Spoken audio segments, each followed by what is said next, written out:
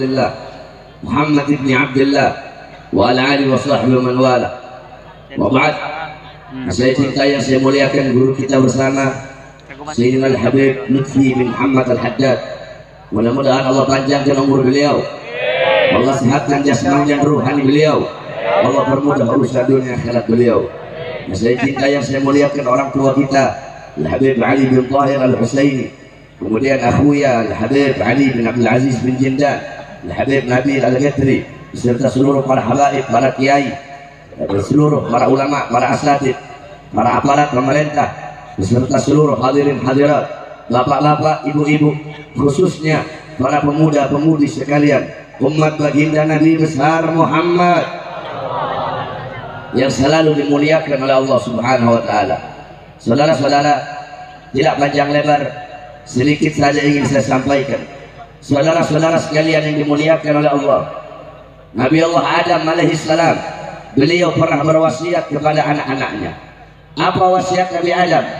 Qala Adam alaihissalam, "Idza aradtum fi'la syai'in faqaddimu thalathata asya." Nabi Adam berkata, wahai anak-anakku, apabila kalian ingin melakukan suatu pekerjaan, apabila kalian ingin melakukan suatu perbuatan, maka dahulukanlah 3 perkara. Apa 3 perkara tersebut? Saya tidak bahas kedua. Yang satu, istasyirul akhyar. Yang pertama, bermusyawarahlah dengan orang-orang baik, bermusyawarahlah dengan orang-orang soleh, minta pendapat mereka, minta nasihat mereka, minta saran mereka, minta petunjuk mereka. Inni law istasyartul malaika fi akli minasyajarah la asyaru alayya bitarkih.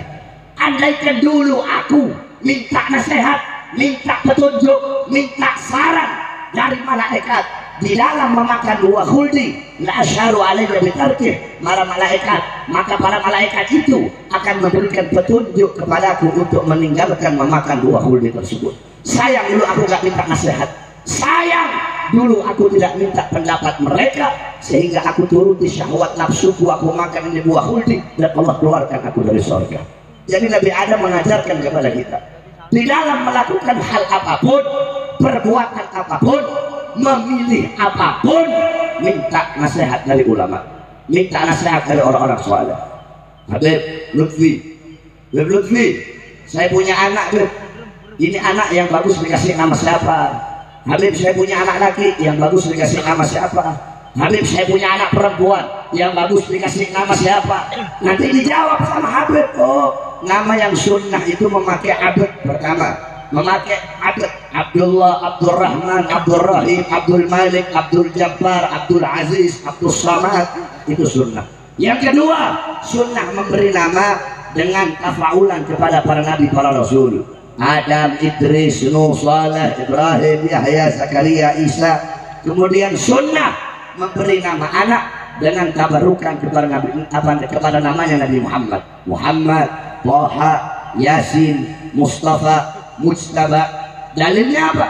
Qala Rasul tasammau bi'ismi fala taknu bikunyati. Bernamalah kalian dengan namaku dan jangan berkunyah dengan kunyahku. Kemudian makruh memberi nama anak dengan nama orang-orang fasik, Joni, Alek, Hengki, Tommy. Kemudian haram memberi nama anak dengan nama-nama dewa, Lata, Uzza, Rama, Krishna, Wisnu, Sinta, Hanoman. Hukumnya haram. Saya tanya, banyak tidak di Indonesia anak-anak Islam namanya Rama? Banyak apa tidak? Banyak tidak putra-putra Islam yang namanya Krishna? Banyak tidak putra-putra Islam yang namanya Wisnu? Banyak tidak putri-putri Islam yang namanya Sinta? Memberikan nama anak dengan nama-nama dewa haram. Dewa agama manapun tak boleh. Makanya tanya sama ulama, Ustaz, Kiai, Habib Lutfi, anak ini mau nikah, Habib, yang bagus bulan apa? Nanti Habib Lutfi jawab, oh bulan yang sunnah itu bulan Syawal. Kenapa? Al-Imam Ibn Manzur dalam kitabnya Lisanul Arab, beliau berkata Syawal itu diambil dari kata syala yashulu, yakni bermakna irtifa, artinya mengangkat, artinya meningkat. Syala yashulu. Nah, Al-Imam Ibn Alan beliau berkata, orang Arab jahiliyah itu Syawal diambil dari kata syalat, an-naqatu bi thalabiha, onta betina mengangkat ekornya. Jadi kalau bulan Syawal itu onta laki datang ke onta betina ngajak kawin, itu onta betina ngangkat ekor sebagai tanda tidak mau kawin. Yakni orang-orang Islam apa orang-orang Arab jahiliyah, mereka itu punya etikat tatayur, yakni mereka takut sial karena sesuatu, makanya nggak mau nikahin anak-anaknya di bulan Syawal. Kenapa? Karena onta betina ngangkat ekor, nanti kalau saya nikahkan nanti anak saya cerai pisah. Nah, kemudian dibantah oleh Nabi Muhammad SAW. Bagaimana Nabi membantah? Nabi membantah keyakinan mereka sebagaimana dalam kitab Sahih Muslim dijelaskan oleh Imam An-Nawawi. Qala Rasul sallallahu alaihi wasallam, qalat Aisyah radhiyallahu anha, tazawwajani Rasulullah fi Syawal wa bana bi fi Syawal. Nabi Muhammad menikahi aku di bulan Syawal dan melakukan malam pertama dengan aku di bulan Syawal. Dalam syarah Sahih Muslim, Al-Imam Nawawi berkata, beliau memberikan ta'liq fihi, di dalam hadis ini istihbab, yaitu adalah anjuran, yaitu sunnah menikah dan dinikahi fi Syawal wa dukhul fihi, dan melakukan malam pertama di bulan Syawal, yakni bainal idain, di antara dua id, ini hukumnya sunnah. Tanya sama ulama, Ustaz, Kiai, Habib, Lutfi, ini ada 4 calon, 1, 2, 3, 4, mana yang bagus buat saya? Habib Lutfi jawab, pilih sini, pilih sini. Itu kalau kamu tanya sama Habib Lutfi, sama Habib Ali, sama Habib Nabil, beliau jawab pilih sini 1. Kalau kamu tanya sama saya, Bahar, ini ada 4 calon Bahar, mana yang harus saya pilih? Saya jawab, nikahi 4-4-nya. Atau enggak, kamu nikahi 1, saya nikahi yang 3. Tanya sama ulama, tanya sama haba, tanya sama kia. Nah, jikalau dalam memilih nama, memilih hari, harus minta nasihat ulama, harus minta petunjuk ulama, apalagi memilih pemimpin. Betul? Betul? Tanya sama ulama, tanya sama kiai, tanya sama habaib. Ustaz, Kiai, Habib, besok 2019 mau ganti presiden atau tidak? Ganti. Mau ganti presiden atau tidak? Ganti. Mau ganti presiden atau tidak? Ganti. Tanya sama ulama, tanya sama ulama, tanya sama haba, tanya sama kia. Cuma nanya sama ulama, jangan ulama yang miring-miring kamu tanya. Kalau kamu nanya sama ulama yang kebanyakan makan duit pejabat, yang kebanyakan makan bekas makan sama pejabat, ya dimiringin ke kiri kamu, saudara. Tanya jangan sama ulama yang habis dapat dana 1 triliun, jangan. Tanya sama Habib Ali bin Thohir, tanya sama Habib Lutfi, tanya sama Habib Ali, tanya sama kiai-kiai yang masya Allah yang lurus, yang istiqamah. Jangan nanya sama ulama-ulama dunia. Jangan tanya sama ustadz-ustadz yang menjadi penjilat pejabat. Berapa banyak para kiai, para habaib, mereka berada di sekitaran pemerintahan, mereka berada dalam istana, tapi mereka tidak memberikan nasihat, tidak memberikan petunjuk. Harusnya pejabat yang ikut mereka, ini kebalik, mereka yang ikut pendapatnya para pejabat. Saudara-saudara, kan sudah dijelaskan apa penjelasannya oleh para ulama. Khairul muluk, khiyarul muluk, alladzina yastahidu, alladzina yasduruna fi istihadil ulama.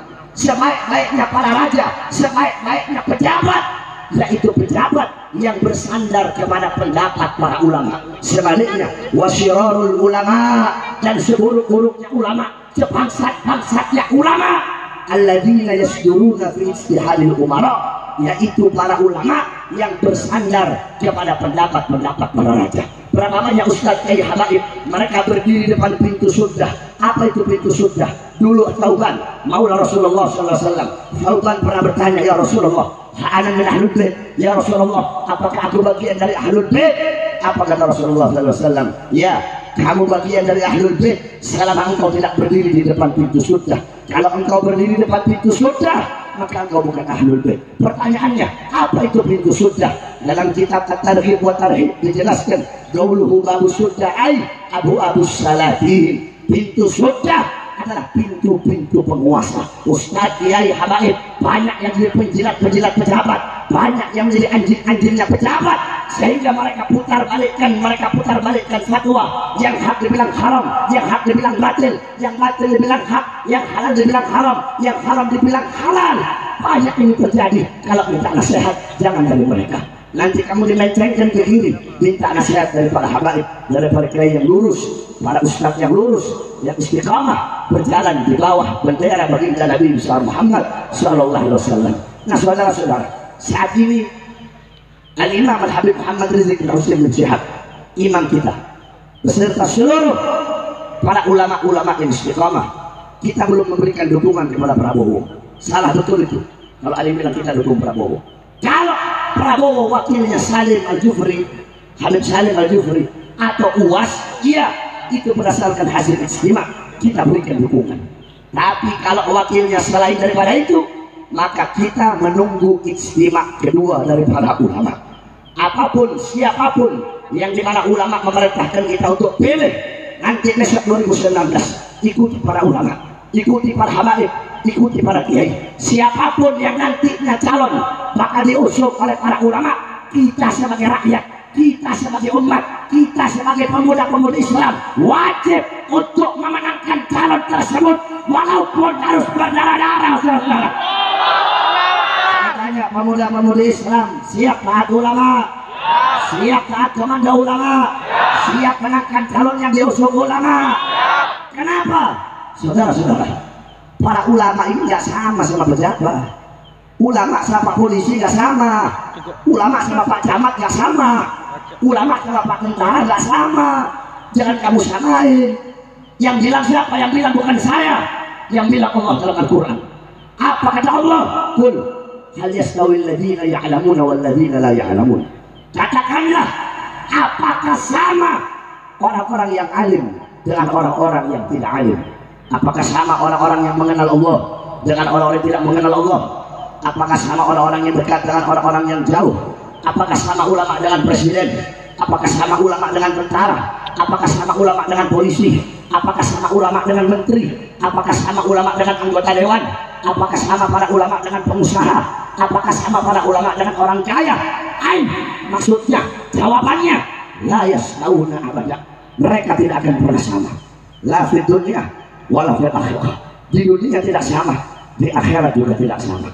Jangankan ulama, kejauhan ngomongin ulama. Jangankan kita sebagai santri, kejauhan ngomongin santri.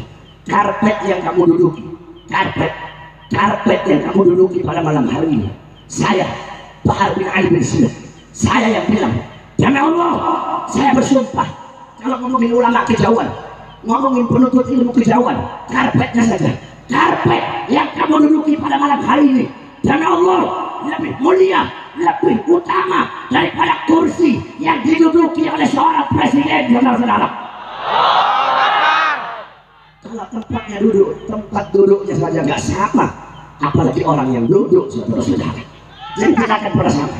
Para ulama tidak sama. Karena Nabi sudah bilang, ad-dunya mal'un, mal'unun wa ma fiha illa dzikrullah wa ma wala wa 'aliman aw muta'alliman.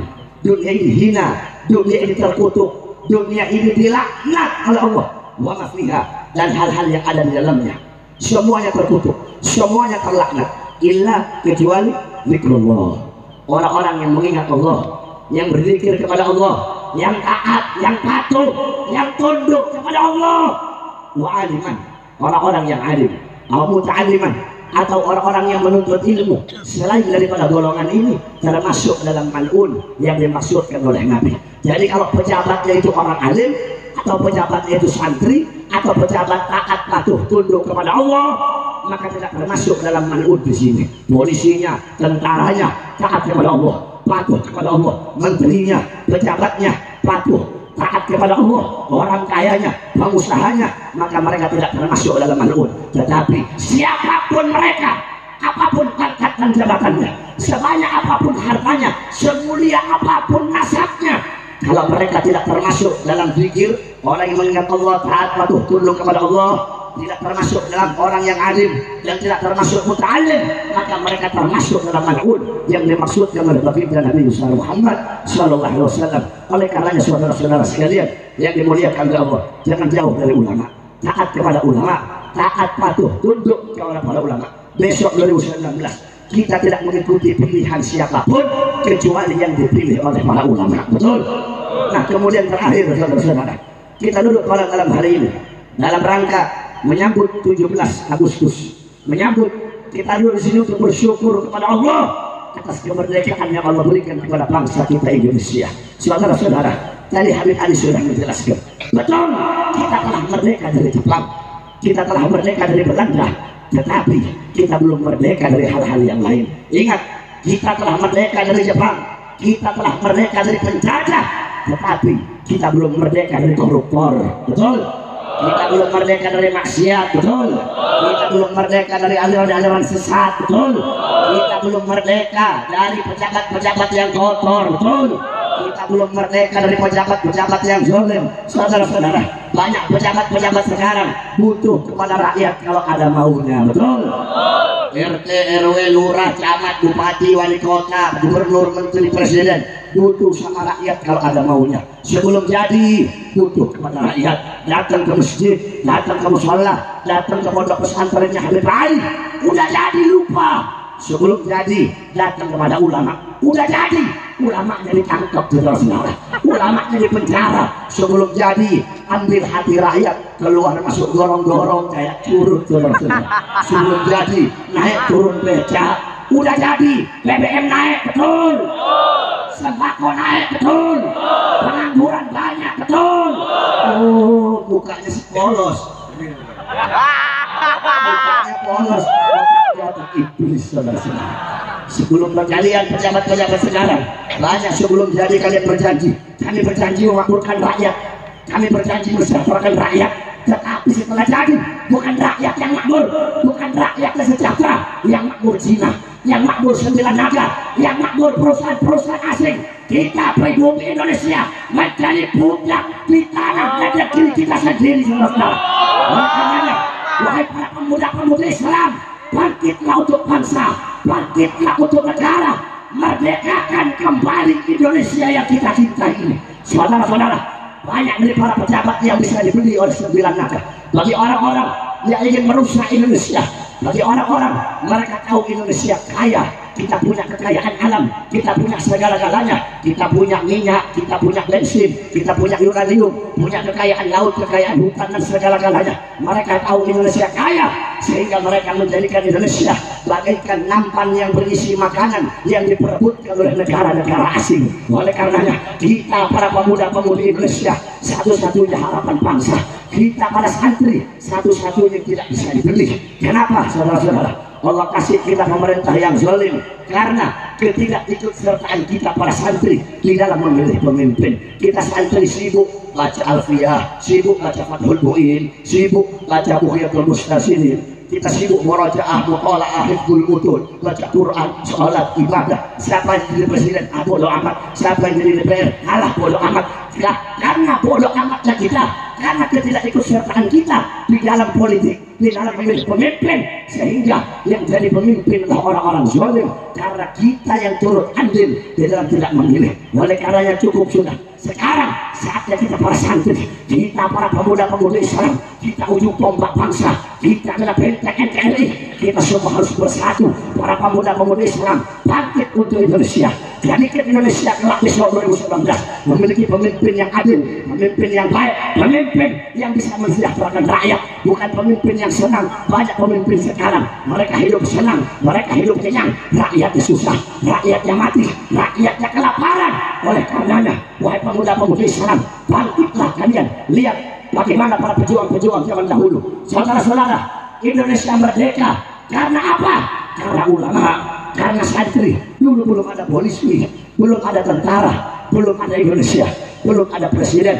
Yang ada pondok-pondok pesantren, yang ada majelis-majelis taklim, yang ada para santri, para ulama, para pejuang-pejuang kemerdekaan. Mereka bersatu dengan rakyat untuk apa? Untuk mengusir para penjajah dari tanah Indonesia. Mereka mengorbankan jiwa, mereka mengorbankan nyawa. Santri-santri zaman dahulu malam mereka pegang pena, malam mereka membanjiri, membasahi diri mereka dengan air mata rasa takut kepada Allah. Itu malam. Siangnya mereka bukan megang pena, siang mereka bukan megang pulpen, tetapi mereka megang pedang. Malam basah dengan air mata, siang mereka basah dengan darah untuk membela bangsa dan demi terbuka gerbang kemerdekaan Indonesia.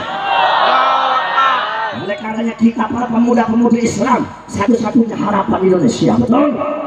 Subhanul yawm rijalul ghad, pemuda masa kini pemimpin masa depan. Kalau anak-anak mudanya baik, taat, patuh, tunduk kepada Allah, besok bangsa kita bakal baik, dapat pemimpin yang baik, agama dipegang orang-orang yang baik. Tapi kalau anak-anak mudanya rusak, narkoba, anak-anak mudanya mabuk, melacur, zina, buta Al-Quran, buta agama, jauh dari Allah, besok bangsa kita akan rusak, bangsa kita akan hancur, dan Indonesia akan rusak, Indonesia akan tiada. Oleh karenanya, wahai para pemuda-pemudi Islam, berjanjilah engkau merdekakan Indonesia dari sembilan naga. Indonesia telah merdeka dari Jepang, tapi Indonesia belum merdeka dari koruptor, belum merdeka dari Cina-Cina yang bisa membeli para polisi, bisa membeli para tentara, bisa membeli presiden, bisa membeli para menteri. Tetapi mereka lupa bahwasanya di Indonesia masih tegak berdiri kami para pemuda-pemudi Islam, kami para santri-santri, kami Allah selama kami masih tegak berdiri di tanah Indonesia, selama kami masih bernafas di tanah Indonesia, maka selama itu juga kami tidak akan pernah bisa dibeli sampai hari kiamat, saudara-saudara. Yang akan kami sampaikan hak, yang batin akan kami sampaikan batin.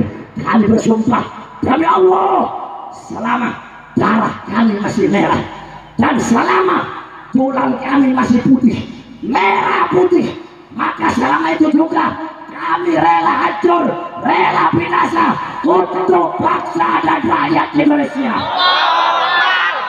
Saudara-saudara, Indonesia merdeka berkat ulama.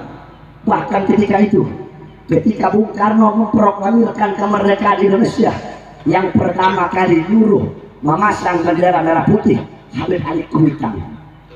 Habib Ali suruh muridnya, coba kamu lihat bendera kita bendera apa? Merah putih. Bilang kepada semua masyarakat Jakarta, pasang tiap bendera merah putih di depan rumah mereka.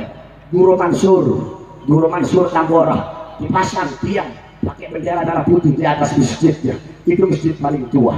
Habib Ali bin Husain Al-Attas nggak punya bendera merah putih, diambil sorbannya, nggak punya sorban merah, gordennya warna merah, diambil gordennya, dijahit merah putih, dipasang depan rumahnya. Habib Salim bin Jindan ditaruh merah putih, saudara-saudara. Orang-orang nanya, Habib, kenapa kok naruh bendera merah putih? Udah kamu yang banyak tanya, ikut saja, pasang sana bendera merah putih. Ini benderanya kita. Indonesia merdeka berkat beliau-beliau. Tidak ada kalimat lain yang mereka teriakkan. Tidak ada yang lebih mencintai Indonesia seperti kecintaan beliau-beliau, para ulama-ulama dan santri yang tidak bisa dibeli. Kecintaan mereka kepada Indonesia luar biasa. Saudara-saudara, Bung Karno, Bung Hatta, Bung Tomo, Jenderal Sudirman, Kiai Haji Hasyim Asy'ari di Surabaya, Kiai Haji Hasyim Asy'ari, pendiri Nahdlatul Ulama. Beliau, para pahlawan datang kepada beliau minta fatwa. Akhirnya beliau mengumpulkan para ulama, para kiai, para santri, dan beliau pimpin langsung, oleh beliau dipimpin langsung. Mereka semua bersatu. Kiai Haji Hasyim Asy'ari, beliau yang mengeluarkan fatwa resolusi jihad wajib untuk mengangkat senjata untuk mengusir penjajah dari tanah Indonesia. Kalau bukan era perjuangan beliau-beliau, kita tidak akan bisa bernafas di bumi Indonesia. Oleh karenanya, sebaik-baiknya cara bersyukur atas kemerdekaan seperti inilah cara bersyukur. Jangan mengirimkan Fatihah kepada para pahlawan bukan dengan mengheningkan jasa pahlawan. Pahlawan dalam kubur lagi, goblok, kamu ngapain?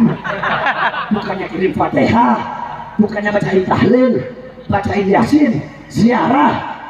Terus begitu cara sebaik-baiknya mengenang jasa para pahlawan. Kita tidak bisa mengenang jasa mereka, para pahlawan, para ulama, para santri, para pejuang yang mengorbankan jiwanya, nyawanya untuk rakyat Indonesia. Oleh karenanya kalian harus meneruskan perjuangan mereka. Kalian para pemuda-pemudi Islam harus mengambil tongkat estafet perjuangan mereka. Berjuanglah untuk bangsa, berjuanglah untuk negara. Sampaikan kepada Indonesia, wahai Indonesiaku, merdekakanlah dirimu dari para koruptor.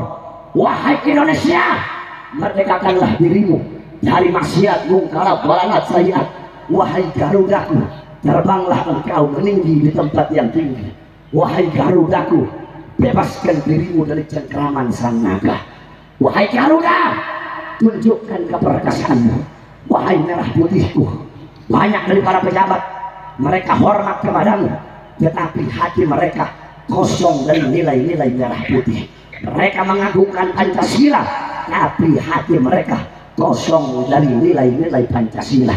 Wahai Indonesia, wahai merah putih, wahai Garudaku, demi Allah, kalau ada negara-negara asing siapapun yang ingin merampas harta bangsamu, yang ingin merampas harta rakyatmu, yang ingin merampas kedaulatanmu, yang ingin menghancurkanmu, saksikanlah wahai Indonesia, saksikanlah wahai merah putih. Pada malam hari ini kami bersumpah, demi Allah, kalau ada negara-negara asing ingin merusakmu, ingin merampas harta rakyatmu, ingin merampas kedaulatanmu, kami santri-santri yang pakai sarung akan berada di barisan paling depan, mengorbankan jiwa dan nyawa untuk Indonesia Raya. Allahu Akbar. Jawab yang keras, siap hancur demi Indonesia. Orang keras, siap hancur demi Indonesia. Siap hancur demi Indonesia. Siap binasa demi Indonesia. Siap susah asal rakyat senang. Orang keras, siap susah asal rakyat senang. Siap miskin asal bangsa kaya. Siap mati asal bangsa hidup. Siap memerdekakan Indonesia. Allahu Akbar. Allahu Akbar. Allahu Akbar. Siapapun yang ingin menghancurkan Indonesia akan Allah hancurkan lebih dulu, saudara-saudara. Siapapun yang ingin menghinakan Indonesia akan Allah hinakan lebih dulu. Sebab Indonesia ini negara keramat. Kalau kamu mau tahu negara keramat, Indonesia negara yang sangat keramat. Begitu banyak para wali-wali Allah di dalam perut Indonesia, mereka terkubur. Oleh karenanya, siapa saja yang mau macam-macam sama Indonesia, maka akan dihancurkan oleh Allah Subhanahu wa Ta'ala. Mudah-mudahan Allah jadikan pemimpin kita pemimpin yang baik, pemimpin yang taat, yang patuh kepada Allah. Amin ya rabbal alamin. Saya kalau di sini ingat dulu ketika ketangkap di sini.